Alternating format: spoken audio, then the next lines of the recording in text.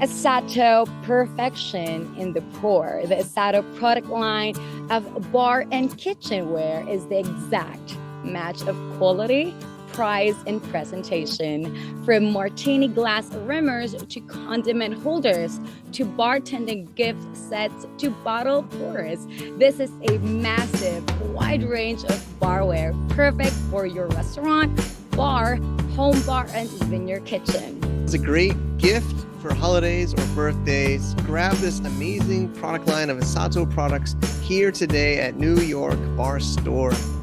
Thank you so much. Hello, every single one of you. Welcome to episode 1 of the New York Bar Store Show. I'm your host, Faith, and today, for our first ever episode, let's invite Mike Michelini, partner here at NYBS, to share the original story of New York Bar Store, as well as give us the vision and expectations of what is to come. So, Mike, again, welcome and thanks for the opportunity to bring you back here in New York Barstow. Can you introduce yourself and, of course, how this business started in 2004? Yeah, it's been a long roller coaster ride, but yeah, I'm Mike Michelini, and I started this with some really close friends in 2004 in New York City. We had honestly the school of hard knocks for real. Yeah. I think we'll keep it real on today's show. We went to one of those make money online programs at a hotel. I don't know if they have those, if you heard of those, Faith, but they say I saw an advertisement on a banner ad of my Yahoo Mail, and I was in my apartment in New York City. After my job, I worked on Wall Street, and I was already learning how to do online business. I was studying, so I think that's why they were targeting me, because I was reading blogs about internet marketing and email marketing.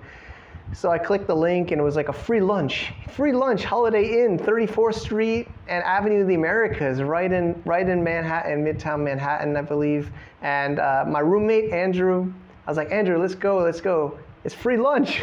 Well, I love that. and then basically we had our guards up. We're we're not going to get in a scam. We know this is a scam, and it's such a funny story because 2004, right? It was maybe September, I remember, and it says the guy on stage was speaking. He says, "It's not too late to do e-commerce," and even I thought it was too late, Faith. I thought it was too late to do e-commerce in 2004. Everybody in the room was like, "Oh, already eBay is out, the dot-com boom, et cetera, et cetera." We were all skeptical. I was skeptical. There was I think 100 people in this Holiday Inn conference room, but actually we left. We were we're not signing up. Andrew and I are walking. We're talking about drop shipping and e-commerce. It was one of these it was a program you had to pay for, and every month you had to make installments. But you know what? Andrew and I stopped on the street corner, maybe 5 blocks away. And we're let's do this 50-50. We shook hands, and we walked back, and they were folding tables, folding chairs. They were cleaning up. Yeah. They were the salesman, because it was a little bit of a hard sell kind of place. They were really pushy, and so they're not used to people coming back. We had escaped, and we signed up. So we figured it out. And we started selling stuff on our website, Google AdWords, Overture, if people know what that is, eBay, every channel we could think of. And for some reason, we were good at bar products. We were selling poker supplies, candles, joke stuff. We had a couple other e-commerce stores. We had a couple other stores, other eBay accounts. But we just found that the bar supply sold well. We were shakers, bottle openers, pour spouts. We're just selling well. So we just went with it and rode that wave. Well, I think that's a pretty cool story. You were just curious, what's this dinner?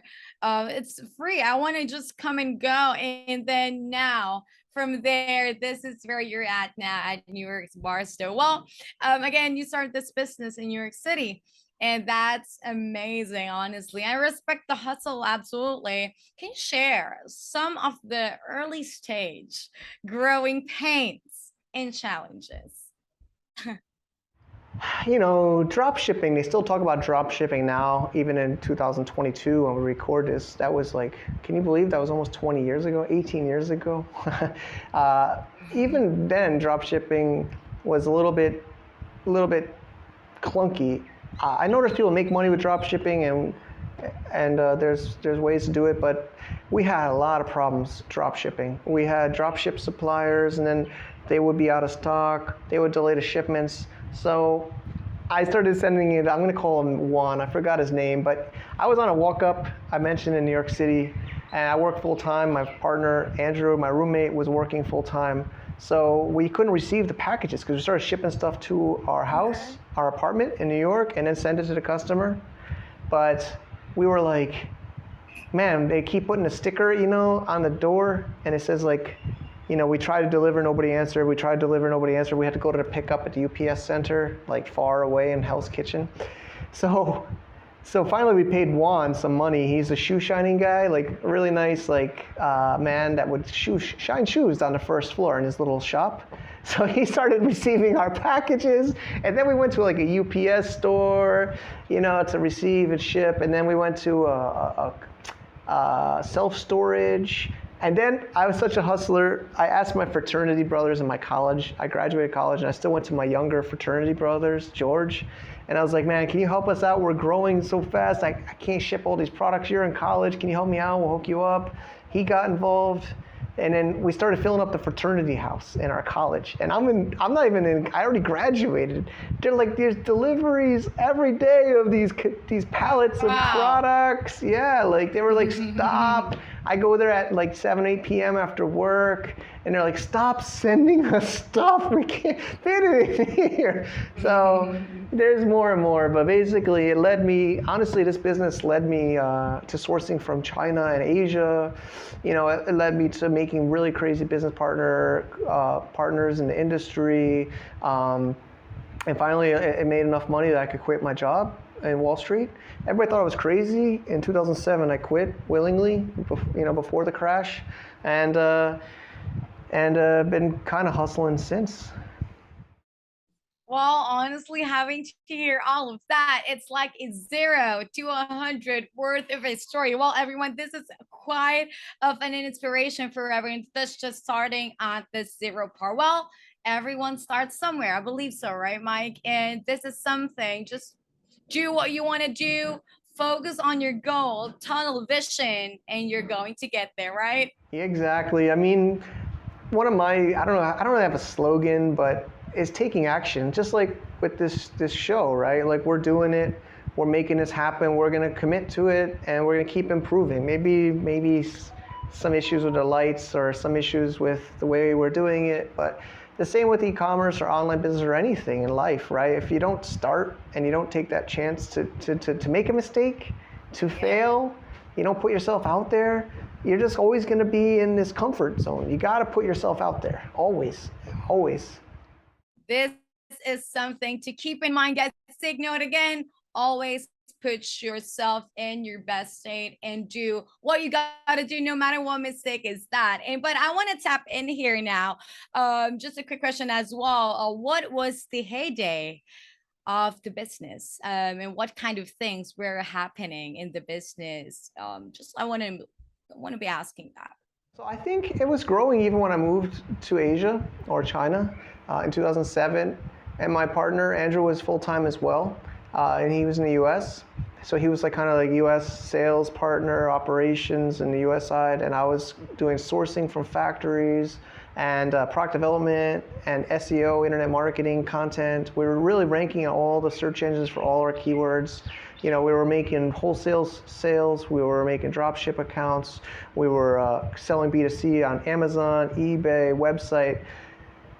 But honestly, the hard part about it is financing. We were $50,000 in a Bank of America small business loan at I don't know what the interest rate, I think it was 12 or 15 or 17% interest.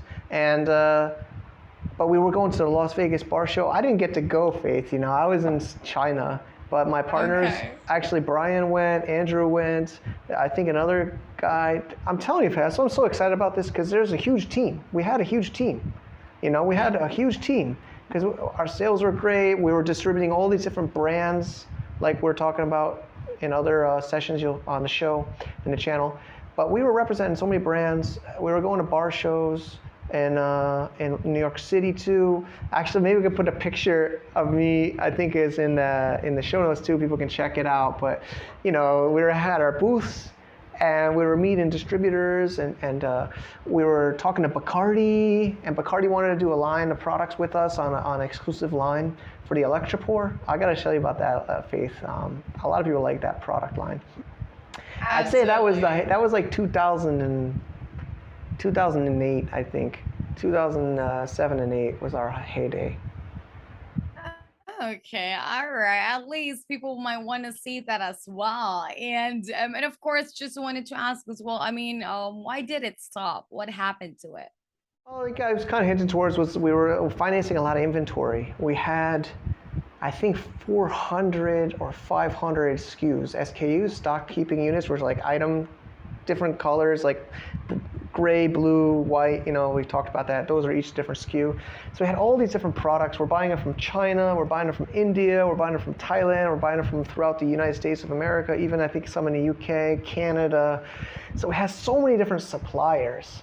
And we had warehousing because we upgraded to a third-party warehouse, 3PL, in upstate New York. Actually, that was a road trip. We drove from New York City to upstate New York. Okay. But yeah, I mean, we had too many product lines, and we were running out of stock on. It's like whack-a-mole. People would want to buy the red pourer, and we only had the green one, and then we buy the green one, and we're out of red one, and then and then the supplier didn't have it, and so I think we were too wide. Some of my friends in this space were telling me to cut like 80%. There's an 80-20 rule in life. There's a saying for that 80-20. They said just focus on 20% of selling. But there was also business partner problems. We had differences of goals. That's a whole nother topic. There's still, luckily, actually I lost one of my friends from this business, but most of the others are still my friends, I think. But I lost a friend in an argument about this business, which, is a hard one. But, it was a school of hard knocks. We didn't start with the end in mind. Remember I said the handshake on the street corner in New York City to start this business? We didn't have a real plan. Some people in the business wanted to get cash flow now, right? They just wanted to sell products and to put money in their pocket. Other people, I'm not going to say who, but you could maybe guess. Some people wanted to reinvest in the business to grow it, right? Rather than take the money out. It's called dividend versus like reinvesting. So there was also differences. There was also a lot of debt because we took this loan. I think it was in my name. I was a co-signer, so I was all stressed out because I had like $50,000 in debt on my name. So there's all these, stress. And we didn't have our own brand. We registered New York Bar Store as a brand in the United States Patent and Trademark Office. It's in there right now. You can search it. But we didn't have a product brand. We didn't have a product brand. So now we could talk about the future, but I learned the hard way, and I sold this business. I sold this business to Marie. Actually, she's a Filipina. She was our manager. She loved New York Bar Store. And her and her husband, they're in Germany, they bought me out. Honestly, it was an embarrassing amount of money, but I did it because I supported Marie. I wanted to have her own business. I couldn't do everything. I had other businesses. I was doing sourcing. I was doing other businesses too. So, honestly, I was no longer a partner in this for a couple of years, actually. Well, have you been missing it from the time that you needed to just turn it over to your partner? Yeah, it's they say like your business is like your baby. I'm a father now of 2, so I understand that. So it is emotional, right? I hear you say New York Bar Store, Faith, and it's like gets me all. People knew this brand. I don't know. I think they still know of it. I know it still gets people finding it online, but people knew this brand in the space. Bartenders, bars, competitors didn't like us. We were up there. We were running up. But so yeah, it was really painful. It was really painful, to be honest. Yeah, it brings a lot of memories. I really understand. But at least now I mean, again, it's always good to at least learn it in the hard way. So it's different on how you would execute everything on the next level, on the next time, right? And I believe so that you are bringing it back. And what is the plan this time, Mike? And I think this is something very exciting for all of us. And this is something the new and improved New York bar. So I would love to get more information about that. Sure. So, we bought back the business from Marie. So we're full owners of the company. No more partners from the past. So we bought it from Marie, and honestly, I think Faith, it's been kind of on the shelf, honestly, this business. But I had an opportunity to buy it back, and I did.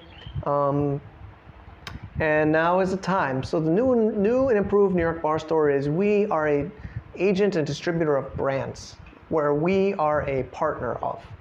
We have the big mistake, I believe, was we were just a distributor of other brands and other products. So we just of course we made money, but we just made the money on the sales on our store, right? But now we're going to build brands. We're using this as like a distributor and a super sales agent of all these amazing products that you're going to start to see. Faith and I will be showing you, and we're going to also be talking to others in the industry. So that's one of the biggest business model upgrades. So they actually are our sponsors. Our brands are our sponsors. Excalibur Brothers, Esato, Akatai, maybe others in the watching might want to be down with us, Faith, and want to have us repping their brands and selling their product line. But we're going to be doing that. And when we go to a show in New York, maybe we send an ambassador, maybe we send you, Faith, to like Las Vegas. Let's do it. Yeah, when we go there, we're repping our products. We're not just repping somebody else's product. We have a strong relationship on the brand, and we're building long-term equity for our business. Absolutely. We are so excited about it. And honestly, having to know that we have this newly improved plans and strategies that we have for New York Bar. So, but again, honestly, you can only expect the best that is yet to come for our brand here. And again, if I'm going to ask you, Mike, what can listeners today expect to see in the coming episodes here at New York Barstone Show? Yeah. Yeah, so I'm excited to work with you, Faith. I'm excited to have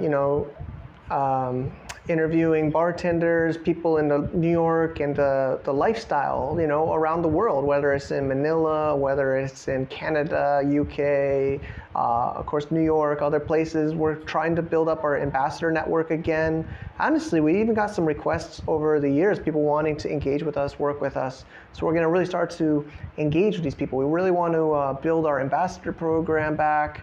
We had some great people like Sean Sewell. I'm going to reach out to you, Sean. I don't know if you're watching this or not. Okay.